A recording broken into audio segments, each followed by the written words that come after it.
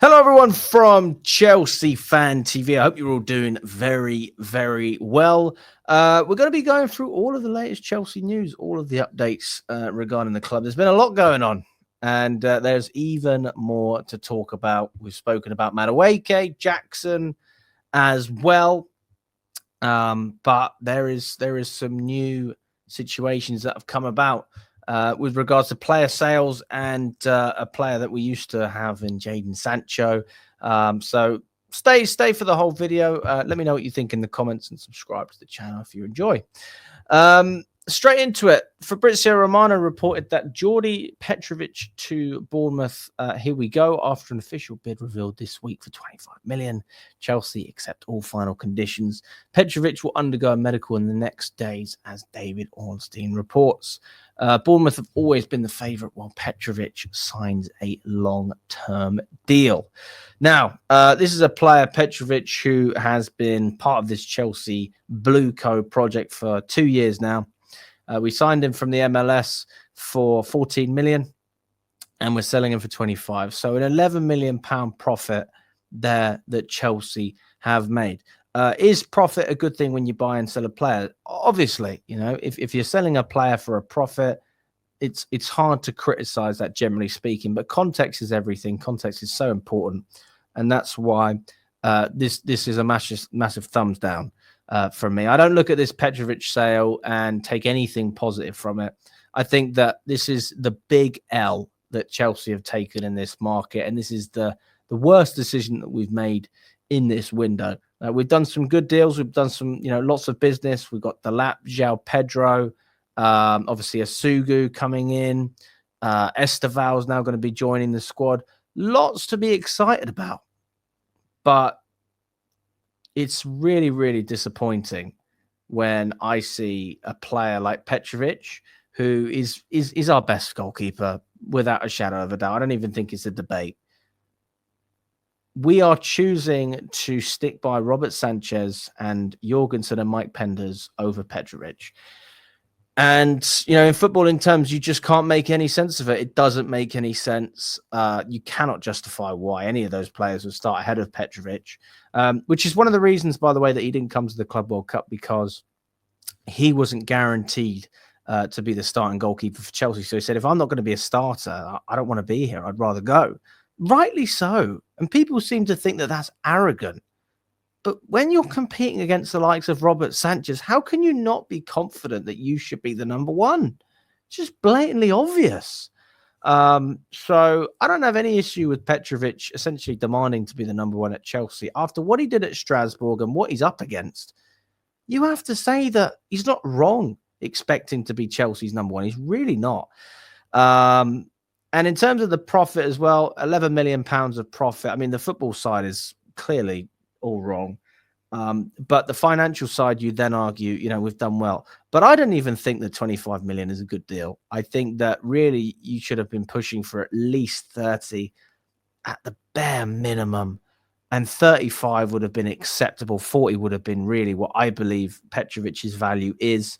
To get a goalkeeper who's 25 years old performing at the level he has this season, an international, a stable player, a very professional.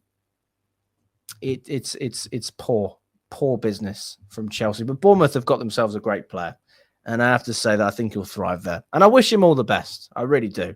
What this means for Chelsea, obviously Petrovic being sold, it means that again, according to Fabrizio, Chelsea will proceed with Mike Penders and loan him out after the Club World Cup. He'll go to Strasbourg. That's the most concrete and advanced solution at the moment, with the Blue Co side seen as an ideal solution. Chelsea believe that Penders will be a future top goalkeeper. So there you go. Now, speaking of Strasbourg as well, another player who is going to Strasbourg on a permanent deal, it feels like only yesterday he signed for Chelsea, is Matisse Amougou. So he's joining Strasbourg on a permanent deal from Chelsea, and that plan has been confirmed since February, but obviously it's coming to light again now. He already agreed to move, and Strasbourg also working on a deal to sign Maxi Oyedele from Legia on a £6 million fee. Now, again, this is another deal that wasn't done with football in mind. This is, a financial decision. So when you look at Petrovic and you look at Amougou, these are not players that were signed for footballing reasons. They were signed because we were confident that we would be able to make a profit from being able to flip them later down the line. And with Petrovic, that's £11 million. And with Amougou, I can imagine it will probably be somewhere around that. But whatever profit is profit to this ownership. I don't think they really care. And yeah, Strasbourg obviously are going to be weakened after losing Santos and Petrovic. So they got to find other players to come in. And Amougou is one of them. We'll also see Kendry Pires playing for the French side as well. That seems like that's going to happen. Still don't know who's going to be the goalkeeper as it stands. And just moving on, another update regarding something that's already happened, but we didn't really know the full context. According to Ben Jacobs, Chelsea went to Sancho and said, we are prepared to match our salary contribution that we made on the loan deal to sign you permanently. This was around 180 to 200k a week. And that deal was rejected by Jadon Sancho. Now, I'll be honest with you. I cannot believe that has been rejected. From what I heard, that's around the bare minimum. This is what we heard at the time. Sancho wanted at least 200k, and Chelsea weren't willing to go higher than around sort of 150, 160, something like that. And it seems like actually we were a little bit more generous, according to this source at least, than even we thought. And I would never have advocated for the signing of Jadon Sancho on 180 to 200 grand a week when you've got Cole Palmer, your best player, on 130. So, it does seem like a very, very strange piece of business. But at the same time, what a blessing. Sancho rejecting Chelsea turned out to be the blessing of a lifetime, because imagine if he'd accepted that deal. Maybe we wouldn't have Gittins. Maybe Esteval's future would be different. Maybe João Pedro wouldn't have signed for Chelsea.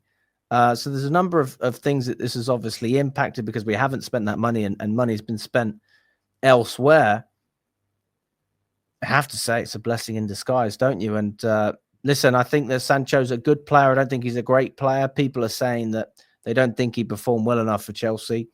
You could probably argue for that. But you would also say it's his best season in English football, playing in the Premier League. He didn't have any seasons like that at Man United. So you could say, well, he can improve. My opinion was that he was always capped. And he's, 25 now? So I don't think he's going to get an awful lot better.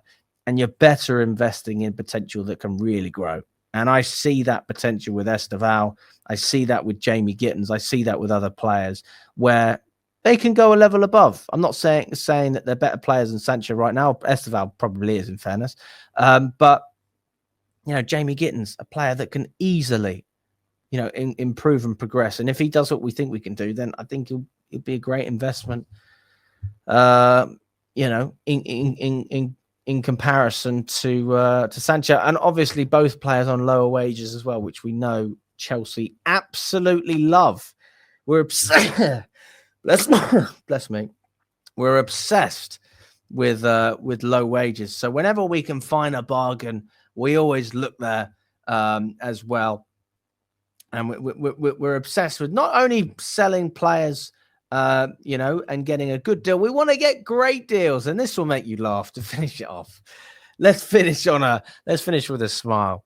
According to Kieran Gill, Chelsea view Nicholas Jackson as a potential £100 million striker and aren't actively looking to sell. Chelsea want to keep Jackson and Delap as nines and use João Pedro across the attack. I mean, what a crazy thing for Chelsea to say. I mean, if there's any truth to that whatsoever, £100 million, you are absolutely deluded. I mean, there's no other way to describe. There's no polite way to speak about that kind of opinion that anyone would have of Jackson being, He's had 2 years, okay, and he has got worse. No doubt about it. He was better under Poch than he was under Maresca. That's not no Maresca slander. It's just the reality of the player. Okay, Maresca did not. Jackson did not improve this season, and that's fine. That's not an issue. He's still a valuable player for Chelsea. He's still part of our squad. He won't start ahead of João Pedro, in my opinion. He won't start ahead of Delap a lot of the time. But there is a place for him in this squad because Chelsea are going to be playing a lot of games. I personally value Jackson at anywhere from 50 to 60 million. And I think that those are, that's a price where Chelsea would probably accept as well. But I would say he's worth more than Madueke as a reference point. If you look at the impact that Madueke had for Chelsea and then you compare that to Nicholas Jackson, I would say that Jackson's probably been a better player for us than Madueke. Some people might disagree with that. But just through that and that alone, and then you look at the striker market and see what's out there, there's not a lot of options. So if people are looking for a player like Jackson, they're going to have to pay the money because there's not an awful lot of them out there. And he can get you 10, 15 goals a season, 20 GA, right? So if a team wants to take a gamble on him, fine. But we're not in a position where we have to sell. He's not on a high wage. He's got a long contract. He signed a new deal with Chelsea around the same time as Cole Palmer. And ultimately, you cannot, we can't rush that process. If a bid comes in that's not acceptable, I don't accept it. I don't actively want Nicholas Jackson to leave. I think he'll probably end up staying. But let me know if you agree or disagree with that. And let me know if you're happy with any of the other business that we've done with regards to Petrovic, Amougou, Sancho as well. Would you have liked it if he would have come to Chelsea? And then obviously Nicholas Jackson as well. All the best, guys, and we will catch up very, very soon.